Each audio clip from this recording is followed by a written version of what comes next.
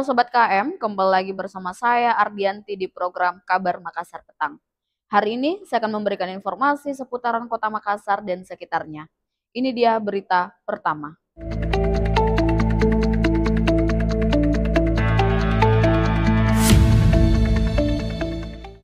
Polres Maros amankan 18 tersangka kasus penyalahgunaan narkotika. Hasil kegiatan operasi anti peliku 2025 yang dilaksanakan oleh Polres Maros yang dilaksanakan 20 hari mulai tanggal 10 Juni sampai dengan 29 Juni 2025. Dapat kami sampaikan bahwa pelaksanaan operasi anti peliku 2025 ini Polres Maros telah mengungkap 3 kasus yang merupakan target operasi kami. Ya, jadi 3 kasus yang merupakan target operasi kami telah terpenuhi semuanya, alhamdulillah. Tapi selain itu juga, selama operasi ini juga kami menangkap atau mengungkap selain lain dari target operasi kami sebanyak 9 kasus. Ya, dengan jumlah tersangkanya sebanyak 18 orang. Saat narkoba Polres Maros, dari hasil yang merupakan target operasi kami, dapatkan jumlah sabu sebanyak 10,42 gram. Kemudian obat daftar G sebanyak 1.276 butir. Bahkan sabu sebanyak 2,19 gram. Dan juga ganja sintetis 1,405 gram. Residipnya 5 orang. Kemudian juga kita ada yang di RJ 13 orang. Untuk narkotika sabu dan ganja sintetis pasal 112 ayat 1 ayat dan ayat 2, kemudian pasal 114 ayat 1 dan 2 Undang-Undang Nomor 35 Tahun 2009 tentang narkotika dengan ancaman 5 sampai 20 tahun. Sedangkan untuk obat terlarang atau istilahnya daftar G, pasal 435 Undang-Undang Nomor 17 Tahun 2002 tentang kesehatan ancaman hukuman 12 tahun penjara. Media sosial. Ya, jadi sudah menggunakan media sosial untuk membeli barang-barang narkoba tersebut. Sungai meluap, 5 warga desa Bontotiro, Jeneponto terjebak di atas rumah. Hujan deras yang melanda Kabupaten Jeneponto sejak kemarin hingga saat ini, Sabtu 5 Juli mengakibatkan air sungai meluap di Desa Bontotiro, Kecamatan Rumbia. Akibat peristiwa ini, 5 warga Desa Bontotiro yang tinggal di sekitar bantaran sungai dilaporkan terjebak di tengah derasnya arus banjir. Peristiwa banjir ini pun dilaporkan warga melalui tayangan video yang dibagikan berkali-kali di grup-grup WhatsApp pada Sabtu 5 Juli pagi. Dalam rekaman video terlihat puluhan warga berteriak histeris saat melihat derasnya arus banjir saat menghantam rumah warga. Namun tak sedikit pula ada warga yang memberikan pertolongan dengan peralatan seadanya. Polisi amankan pelaku penganiayaan dan pembuat busur di Makassar. Yang banyak terjadi terakhir-terakhir ini itu dilakukan oleh beberapa geng motor yang menggunakan knalpot bronze.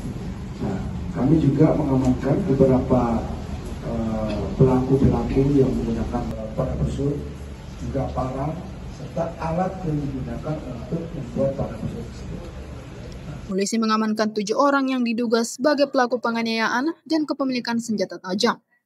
Salah satu pelaku merupakan pembuat sajam panah busur yang digunakan untuk aksi tawuran. Para pelaku yang diamankan masing-masing berinisial IM 18 tahun, MK 16 tahun, OW 16 tahun, AR 24 tahun, IA 22 tahun, MF 19 tahun, dan MI 21 tahun. Kapolres Polres Makassar Kombes Pol Arya Perdana mengungkapkan bahwa aksi para pelaku tidak hanya melakukan penganiayaan pada warga, namun juga mengancam seorang anggota Babin Kaptipmas bernama Brigpol Satria saat mendatangi lokasi kejadian setelah menerima laporan warga adanya tawuran di wilayah tersebut. Saat dilakukan pengembangan, kata Arya, pihaknya mengungkapkan bahwa salah satu pelaku merupakan pembuat panah busur yang kerap digunakan dalam aksi tawuran. Dia membeberkan bahwa panah busur tersebut telah dibuat secara otodidak selama 3 bulan, kemudian dibagikan kepada rekannya untuk digunakan tawuran. Tak hanya itu, pelaku juga menjual kepada orang lain. Aksi para pelaku juga sempat memakan korban, di mana anak panah berukuran 1,8 cm tertancap di mata korban. Beruntungnya korban tidak mengalami luka yang parah. Selain mengamankan para pelaku, polisi juga menyita sejumlah barang bukti seperti panah busur, parang, hingga peralatan yang digunakan untuk membuat sajam panah busur. Akibat perbuatannya, para pelaku dikenakan pasal 336 ayat 1 KUHP pidana atau pasal 335 ayat 1 ke 1 KHU pidana dan pasal 2 ayat 1 darurat JO Undang-Undang Nomor 1 Tahun 1961 dengan ancaman hukuman kurungan paling lama 10 tahun penjara. Film Believe sentuh emosi keluarga prajurit saat nobar di Makassar. Film Believe, takdir, mimpi, keberanian, produksi bahagia tanpa drama, menggelar nonton bareng bersama keluarga prajurit di 33 kota dan kabupaten di seluruh Indonesia, termasuk di Makassar pada Jumat 4 Juli. Disebut sebagai film belaka perang terbesar tahun 2025, Believe, takdir, mimpi, keberanian, diangkat dari kisah nyata yang tertuang dalam buku biografi berjudul Believe, based on a true story of faith, dream, and courage.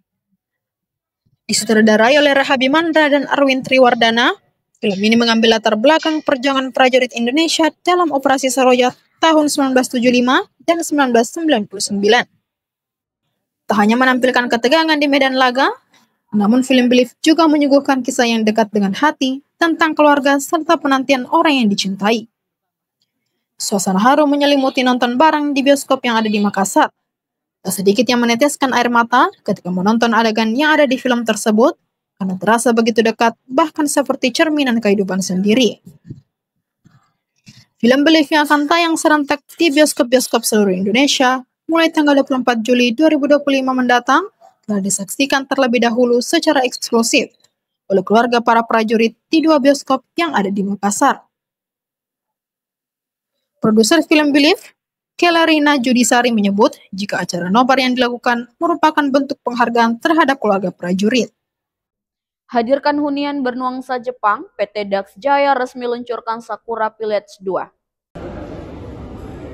Pengembang properti asal Jepang, PT Dax Jaya Indonesia, secara resmi meluncurkan proyek hunian Sakura Village 2 dalam grand launching yang digelar di Hotel Claro Makassar pada Jumat 4 Juli. Selain acara grand launching Sakura Village 2 di Makassar, dilaksanakan pula perayaan ulang tahun ke-6 PT Dax Jaya Indonesia. Ratusan tamu undangan menghadiri momen berharga tersebut, mulai dari pembeli, calon pembeli, mitra bank, agen properti, hingga perwakilan dari pemerintah. Mereka turut serta menyaksikan komitmen kuat PT Dax Jaya Indonesia dalam menghadirkan hunian berkualitas bagi masyarakat Makassar dan sekitarnya. Sakura Village 2 menawarkan nilai utama dalam setiap unitnya, yaitu cepat dalam proses pembangunan yang tidak hanya dijanjikan, namun terlihat progres fisiknya. Kemudian aman dengan legalitas lengkap dan kepastian hak milik yang jelas, serta nyaman dengan konsep hunian yang tertata rapi dan terjaga. Acara tersebut menjadi langkah besar bagi PT Dax Jaya Indonesia dalam memperkuat kepercayaan masyarakat terhadap produk hunian yang transparan, realistis, serta memiliki nilai jangka panjang. Direktur PT Dax Jaya Indonesia, Muhammad Rifki Firgananda, menyatakan jika Sakura Village 2 merupakan hasil dari visi dalam membangun hunian yang tidak hanya berkualitas, namun juga menginspirasi. Pihaknya kata Rifki hendak membangun nilai, mulai dari nilai akan kualitas, estetika, ketertaatan, hingga nilai akan kehidupan yang lebih baik. Pimpin evakuasi Kapolres Jeneponto tinjau lokasi banjir dan longsor desa Bontotiro. Berita ini sekaligus menutup perjumpaan kita pada hari ini. Saya Ardianti dan seluruh kru yang bertugas pamit undur diri. Kapolres Jeneponto AKBP Widi Setiawan bersama jajarannya melakukan peninjauan lokasi banjir dan tanah longsor di Desa Bontotiro, Kecamatan Rumbia, Sabtu 5 Juli. Langkah tersebut dilakukan Kapolres sebagai bentuk responsif terhadap bencana alam yang menimpa warga setempat. Ia pun langsung memerintahkan Kabak Ops Polres Jeneponto untuk segera mengerahkan personel gabungan, termasuk personel dari Sidokes, agar bergerak cepat ke lokasi untuk memberikan bantuan serta pertolongan kepada masyarakat terdampak. Setibanya di lokasi, Kapolres juga langsung mengambil langkah awal dengan memerintahkan personel yang telah tiba, termasuk dari Polsek Kelara, untuk memasang polis lain di sekitar area terdampak.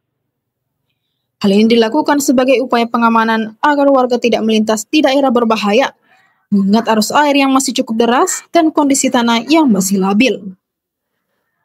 Bersama personel BPBD Kabupaten Jeneponto dan TNI, Kapolres juga turut membantu evakuasi bersama anggota, serta memberikan imbauan kepada warga agar tetap waspada dan menjauh dari titik-titik rawan untuk menghindari risiko keselamatan. Aksi cepat yang ditunjukkan oleh Kapolres Jeneponto dalam menangani situasi darurat ini ternyata langsung mendapatkan apresiasi dari masyarakat setempat. Kehadiran pucuk pimpinan Polres di tengah masyarakat terdampak tidak hanya memberikan rasa aman, namun juga menjadi teladan bagi seluruh personel yang bertugas di lapangan.